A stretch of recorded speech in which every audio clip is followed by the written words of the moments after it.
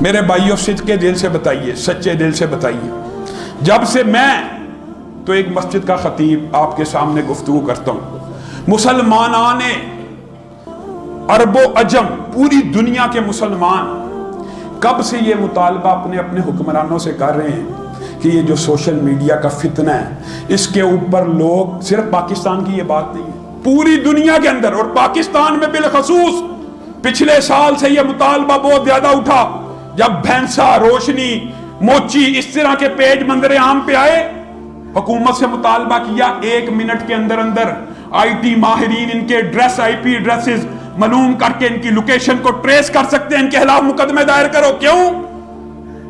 یہ کائنات کی سب سے افضل شخصیت کی توہین کرتے ہیں، یہ اسلام کا مذاق اڑاتے ہیں۔ لوگوں، دنیا کے اندر عزت کے لائق سب سے زیادہ اگر کوئی ہستی ہے تو وہ نبی کریم صلی اللہ علیہ وسلم، اور ان کے بعد ان کی ازواج مطہرات، اور ان کے بعد جمیع صحابہ، اور ان کے بعد جمیع تابعین، اور ان کے بعد جمیع محدثین۔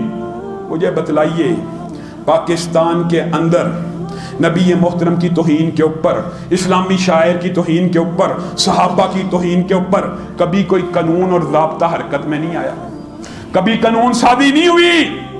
لیکن آج افسوس ہے، دکھ ہے، نبی محترم کی توہین کے اوپر تو کسی کے کان پہ جوں نہ رینگی، لیکن خان صاحب اور نیازی صاحب کے اوپر تنقید کرنے والوں کے خلاف کریک ڈاؤن ہو رہا ہے۔ یہ سوشل میڈیا کے اوپر نفرت انگیز مواد ہے، اور کیا تمہاری عزتیں رسول اللہ صلی اللہ علیہ وسلم کی عزتوں سے زیادہ ہیں؟ کوئی ضابطہ حرکت نہیں آتا، رسول اللہ کی توہین کی جائے پاکستان کا کوئی قانون حرکت میں نہیں آتا، chief justice, chief of army staff یا حکمرانوں کے خلاف کوئی جملہ لکھ دیا جائے، سائبر کرائم ایکٹ حرکت میں آ جاتا۔ دکھ اور افسوس کی بات ہے۔ آئیے ہاں صاحب آگے بڑھیے، اللہ کی قسم حقیقی معنوں میں نفرت انگیز مواد کے خلاف تحریک چلائیے، ہم آپ کا ہراول دستہ ہوں گے۔ ہم یہ سمجھتے ہیں کہ نفرت انگیز مواد کون سا ہے؟ جس میں رسول اللہ کی توہین ہو، ان کو آپ پکڑتے نہیں۔ جو صحابہ کی توہین کرتا ہے ان کو آپ پکڑتے نہیں۔ فواد چودھری اور فلاں کے خلاف جس نے بیان دیا اس مولوی کے خلاف پرچہ کاٹ دو۔ یہ کون سا ضابطہ ہے؟ یہ کون سا اصول ہے؟